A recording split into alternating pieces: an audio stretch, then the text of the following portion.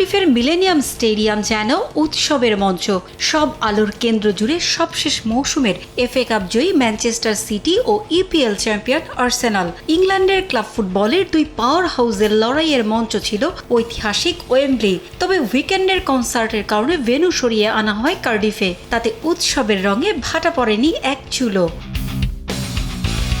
মৌসুমের প্রথম শিরোপা, দুই জায়ান্টের লড়াইয়ে শুরুতেই উত্তাপ ছড়ায় আর্সেনাল। ম্যাচের 24 সেকেন্ডের মধ্যেই দ্রুততম গোল করে সিটিকে স্তব্ধ করে দেন ইতালিয়ান ডিফেন্ডার রিকার্ডো ক্যালাফিওরি। আসরের 128 বছরের ইতিহাসে এটাই সবচেয়ে দ্রুততম গোলের রেকর্ড। 28 মিনিটে আবারও আঘাত ম্যানচেস্টার সিটির দুর্গে। সিটির রক্ষণ ভাগকে ফাঁকি দিয়ে গ্রিক ফরওয়ার্ড ক্রিস্তোসের হেড থেকে পাওয়া বলে মাথা ছুঁয়ে গোল করেন জার্মানির অ্যাটাকিং মিডফিল্ডার কাই হাভার্টজ। গোলরক্ষক জিয়ানলুইজি দোন্নারুমা ঝাঁপিয়ে পড়ে চেষ্টা করেও বল আটকাতে পারেননি। পেপ গার্দিওলার বিদায়ের পর সিটিজেনদের হাল ধরেছেন এনজো মারেস্কা। তার অভিষেক ম্যাচে বিবর্ণ ছিল হল্যান্ডরা। বিশ্বকাপে আলো ছড়ানো এই তারকাকে খুঁজেই পাওয়া যায়নি ম্যাচে। 35 মিনিটে সুযোগ পেয়েছিলেন গোলের, তবে সুযোগ কাজে লাগাতে পারেননি।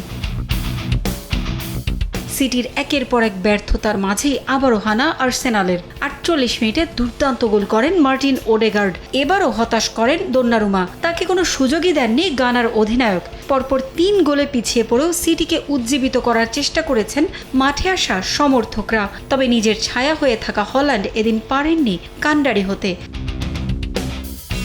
নিষ্প্রাণ সিটিকে উড়িয়ে দিয়ে শেষ পর্যন্ত মৌসুমের প্রথম শিরোপা জয়ের উল্লাসে মাতে আর্সেনাল। গানারদের রাজকীয় উদযাপনে ঢাকা পড়ে যায় সিটির চাপা কষ্ট। নিজেদের লুকিয়ে কোনো রকমে মান বাঁচিয়েছে হল্যান্ডরা। পারভিন আক্তার, সময় সংবাদ।